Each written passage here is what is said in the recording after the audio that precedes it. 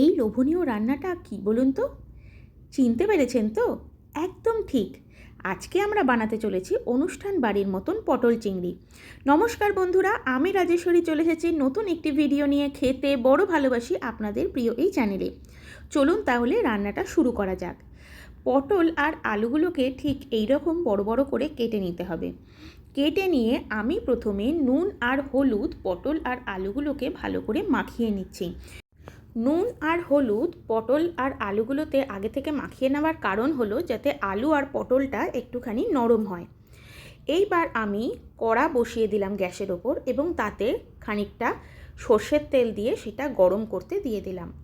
সর্ষের তেল এখানে গরম হয়ে গেছে। এবার আমি এক এক করে ভেজে নিচ্ছি। প্রথমে আলু ভাজতে দিলাম। আলুটা একটু লাল লাল করে ভাজা করতে হবে। দেখুন এখানে আলুটা বেশ লাল লাল করে ভাজা হয়ে গেছে। এইবার আমি আলুটা তুলে নেব। তারপর আমি দিয়ে দেবো পটল এবং পটলগুলো ভালো করে লাল লাল করে ভেজে নেব। পটলের যে কোনো রান্না করতে গেলেই কিন্তু পটলটা একটু আগে থেকে ভালো করে ভেজে নিতে হয়, একটু লাল লাল করে। তাহলে পটলের কাঁচা গন্ধটাও থাকে না আর পটলটা বেশ নরমও হয়। আমার এখানে পটল ভাজা কিন্তু হয়ে গেছে। ঠিক এই রকমভাবেই লাল লাল করে আপনারাও একটু পটলটা ভেজে নেবেন। এইবার আমি ওই পটল ভাজার তেলের মধ্যেই আরও খানিকটা সর্ষের তেল যোগ করেছিলাম।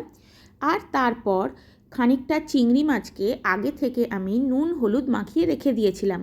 সেই চিংড়ি মাছটাই আমি এই তেলের মধ্যে এখন ভাজতে দিয়ে দিচ্ছি।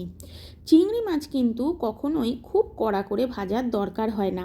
ওই মা ঠাকুমারা বলতেন না যে একটু চিংড়ি মাছটা সাঁতলে নিলেই হয়, এইখানেও কিন্তু ঠিক সেই রকমই। চিংড়ি মাছ আমি একটু সামান্য তেলে নাড়াচাড়া করেই কিন্তু তুলে নিয়েছি। তাহলে চিংড়ি মাছটা কিন্তু নরম থাকবে রান্নায়। এইবার আমি ওই তেলের মধ্যে গোটা গরম মশলা আর তেজপাতা দিয়ে দিলাম। আর একটা বড় সাইজের পেঁয়াজ আমি আগে থেকে কুচিয়ে রেখেছিলাম, সেইটা আমি এই তেলের মধ্যে দিয়ে এবার ভাজতে দিয়ে দিচ্ছি। পেঁয়াজটা এখানে একটু ভাজা ভাজা হতে হবে। আপনারা দেখতে পাচ্ছেন আমি এখানে সামান্য পরিমাণ নুন পেঁয়াজের ওপরে দিলাম। এইটা দিলাম এই জন্য যাতে পেঁয়াজটা একটু তাড়াতাড়ি নরম হয়ে যায়। এইবার আমি ছোট চামচের 1 চামচ আদা বাটা আর হাফ চামচ মতন রসুন বাটা এই পেঁয়াজ ভাজার মধ্যে দিয়ে দিলাম। আর দিলাম একটা বড় সাইজের টমেটো, সেটা মিক্সিতে পেস্ট করে রেখেছিলাম, সেই টমেটো পেস্টটা। এইবার আমি আদা রসুনের পেস্ট আর এই টমেটো পেস্টটা ভালো করে পেঁয়াজের মধ্যে দিয়ে নাড়াচাড়া করছি। 1 মিনিট মতন নাড়াচাড়া করার পর তারপর আমি দিয়ে দিচ্ছি মশলা, যথা হলুদ, লঙ্কার গুঁড়ো, ধনে গুঁড়ো, জিরে গুঁড়ো আর কাশ্মীরি লঙ্কার গুঁড়ো। এই সমস্ত মশলাগুলো আমি টমেটো পেস্টের মধ্যে দিয়ে ভালো করে নাড়াচাড়া করে এবার আমি কষাতে দেব। এই কষানোটার পর্ব কিন্তু 2-3 মিনিটের মতন হতে হবে। এবার আমি একটা বাটিতে 2 চামচ মতন কোকোনাট মিল্ক পাউডার নিয়েছিলাম আর তাতে সামান্য জল দিয়ে সেইটা একটা লিকুইড বানিয়েছিলাম, সেইটাই এই পেস্টের মধ্যে দিয়ে দিচ্ছি আর সেইটাকে ভালো করে নাড়াচাড়া করে নিচ্ছি। আপনাদের কাছে যদি কোকোনাট মিল্ক পাউডার না থাকে তাহলে সামান্য পরিমাণ নারকেলের দুধ আপনারা এখানে ব্যবহার করতে পারেন। আমি এখানে 2টো কাঁচা লঙ্কা দিয়েছি, ঝালটা আপনারা আপনাদের ইচ্ছা মতন দেবেন।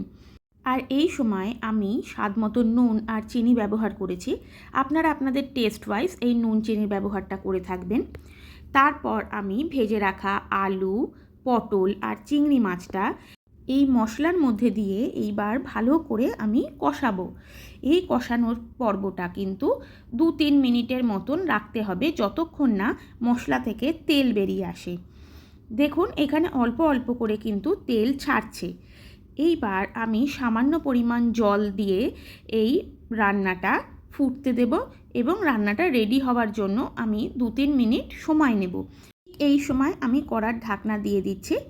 আমার খুব মনে পড়ে ছোটোবেলায় কোনো বিয়েবাড়ি বা অনুষ্ঠান বাড়ি গেলে এরকম পটল চিংড়ি যখন পাতে পড়তো তখন কিন্তু ভীষণ ভালো লাগতো। এখন তো নিজেই বানাতে শিখে গেছি, তাহলে তো আর কথাই নেই। আপনারা দেখতে পাচ্ছেন এখানে কিন্তু আমার রান্না অলমোস্ট রেডি হয়ে এসছে, ঝোলও কিন্তু অনেকটা কমে গেছে। নামানোর আগে আমি 1 চামচ ঘি আর সামান্য পরিমাণ গুঁড়ো গরম মশলা দিয়ে রান্নাটা বাটিতে ঢেলে রাখলাম। কি অপূর্ব দেখতে লাগছে না? হয়েছে না ঠিক অনুষ্ঠান বাড়ির মতন পটল চিংড়ি? রান্নাটি যদি আপনাদের ভালো লেগে থাকে তাহলে অবশ্যই লাইক, শেয়ার, সাবস্ক্রাইব করে পাশে থাকবেন। আপনাদের একটা লাইক কিন্তু আমাকে এগিয়ে যেতে অনেক সাহায্য করবে এবং অনুপ্রেরণা দেবে। ধন্যবাদ।